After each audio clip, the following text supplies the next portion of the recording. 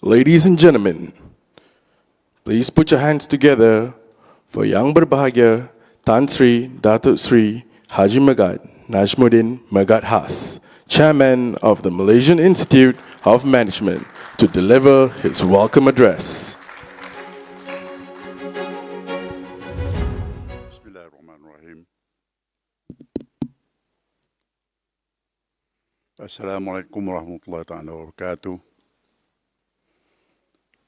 Salam bahagia kepada semua. Before I start reading my speech, I would like to give you a quote which is very relevant for us in this time, at this time. It was written by Tennyson a long time ago regarding change, because we are changing whether we like it or not.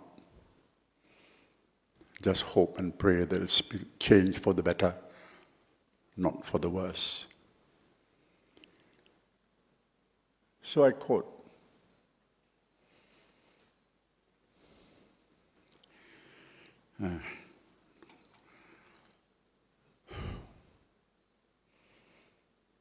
you see, this is my senior moment. The world has changed. And God fulfilled himself in many ways, lest one good custom shall corrupt the world. So change is inevitable, and we have to change. So that is my opening remark. So all distinguished speakers and panelists, Yang Berbahagia Tan Sri, Puan Sri, Dato and Datin, distinguished members of the Court Emeritus Fellows, Council Management staff and members of MIM, members of the media, ladies and gentlemen. We are gathered here today in this hybrid conference with the theme, Building Towards a Corrupt-Free Nation, fighting corruption and embracing a culture of compliance for good governance. About a week ago, the world celebrated the International Anti-Corruption Day. The theme for this year is Uniting the World Against Corruption. And so what an appropriate theme in times of disunity, conflict, and unwanted disruptions that we face today throughout the world. Ladies and gentlemen, we must understand that tackling corruption is the right and responsibility of every person, every citizen. The responsibility to fight corruption begins with the individual and goes all the way up. States, government officials, civil servants, law enforcement officers, media representatives, the private sector, civil society, academia, the public and youth alike, all have the moral responsibility to eradicate corruption. The United Nations Development Programme, UNDP, notes that of approximately US $13 billion, or rather 13 trillion, that governments spent on public spending, up to 25% is lost to corruption. The figures are mind-boggling. UNDP estimates that US $500 billion is lost to corruption annually from the USD 7.5 trillion that governments spend on health. And just a few months ago, it was revealed through some statistics and data within the last 25 years then an average of 2 to 4% of the money that was lost from Malaysia's GDP was due to corrupt practices as well as leakages in the country's management. The amount that was lost due to corruption was estimated to be around ringgit Malaysia 1 trillion. Mind you, not millions or billions, but 1 trillion. And imagine if we had 1 trillion now, things could have been much better for the people who spent on them. Out of the 180 countries that have been evaluated by the Transparency International, Malaysia fell from 57th position, earning a score of 52 in the year 2020, to now 62nd place, earning a score of 48 in 2021. Now, Malaysia has been grouped with 2/3 of the countries that have earned a score below 50. Ladies and gentlemen, Singapore,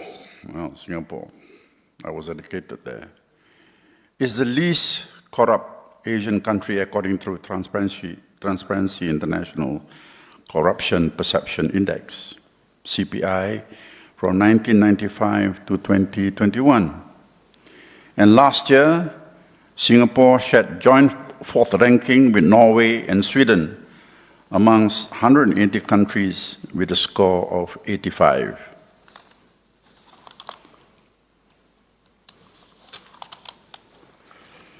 So let's question ourselves, what has Singapore done right that we have missed out on?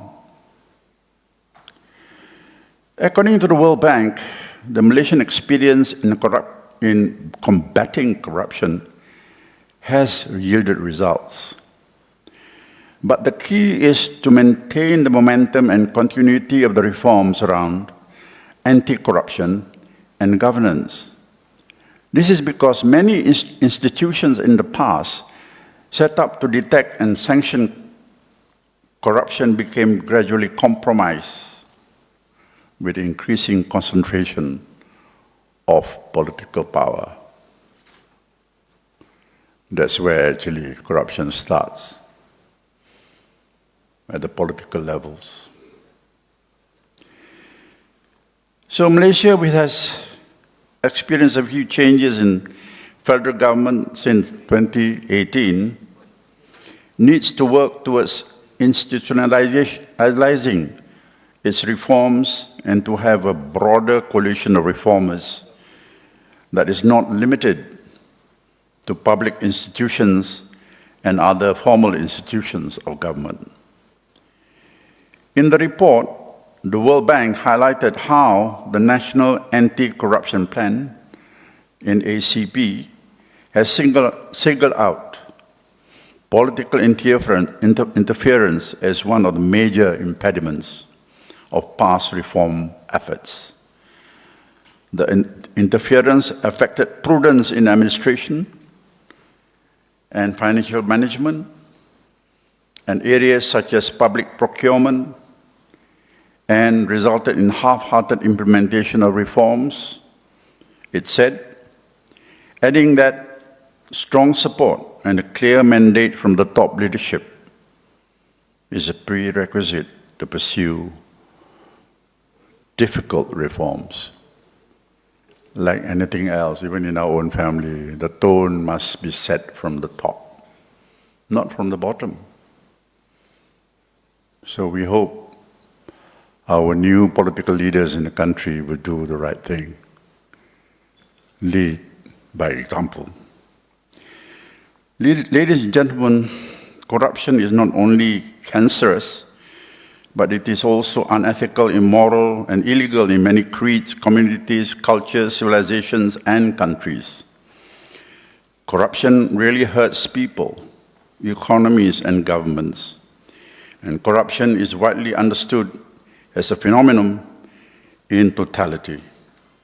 It raises serious social, moral, economic, and political concerns, undermines good governance, hinders development, and distorts competition.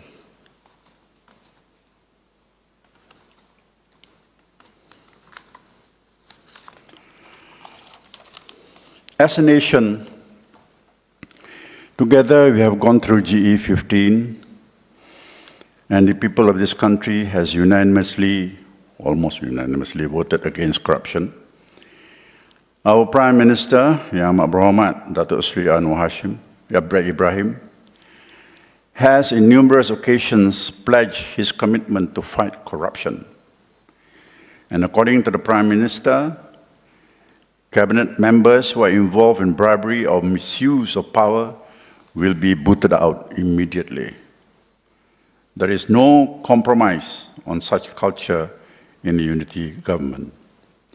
He also said that he would ensure that bodies such as the Attorney General's Chambers and the Malaysian Anti-Corruption Commission remain transparent in carrying out their duties so that no one could escape the law. Very nice speeches, very nice words. But as they say, the proof in the pudding is in the eating. We shall wait and see. What we need now really is a government that will continue to be consistent in its efforts to combat corruption in this country. And the business community anti-corruption efforts are essentially parts of broader system for fighting corrupt business practices. Companies' anti-corruption systems specifically involve written commitments and on business ethics embodied in companies' mission, vision, and value statements. This is important because where the corrupt money is coming from is very obvious, from companies or from corporations. In many cases, such statements are elaborated on companies' code of conduct or more detailed statements of policy. Ladies and gentlemen, today we have a lineup of eminent speakers and panelists, both from Malaysia and abroad, to share and discuss on challenges and issues that matter most pertaining to our quest in fighting corruption and embracing a culture of compliance for good governance.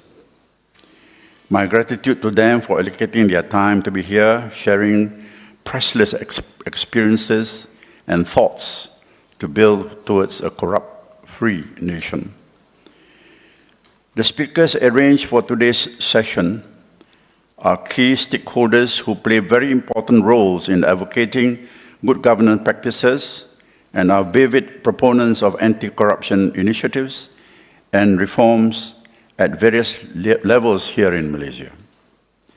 We hope the discussions today provide clarity and a clear guide of what Malaysia needs to do, both for the public and also for the private sector, of course. Moving forward together as a nation by establishing good governance practices and implementations of proper anti-corruption initiatives.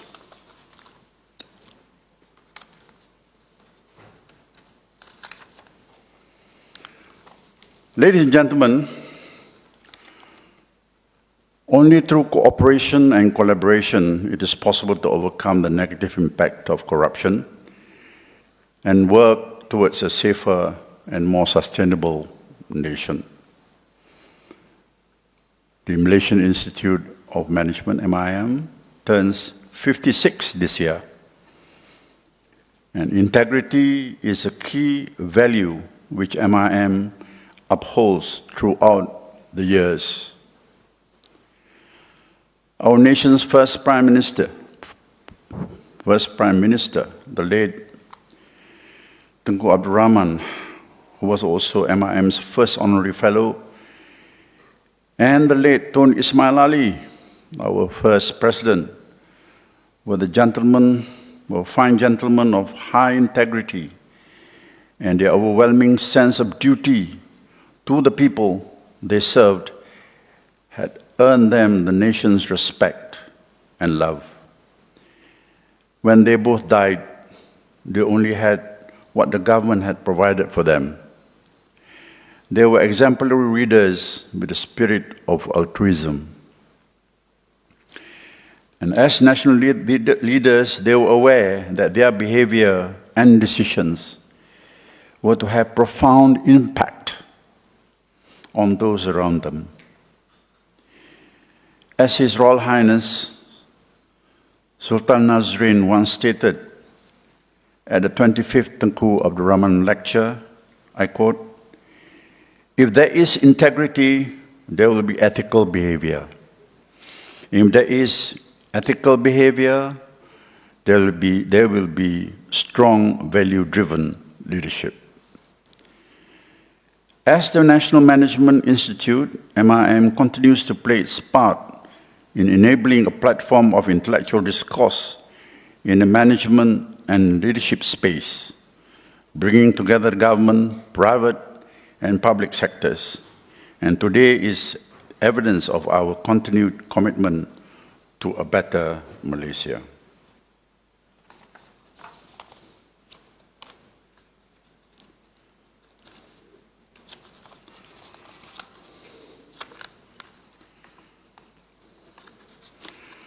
So, that is the end of my speech. Wabillahi taufiq wal hidayah. Wassalamu alaikum warahmatullahi ta'ala.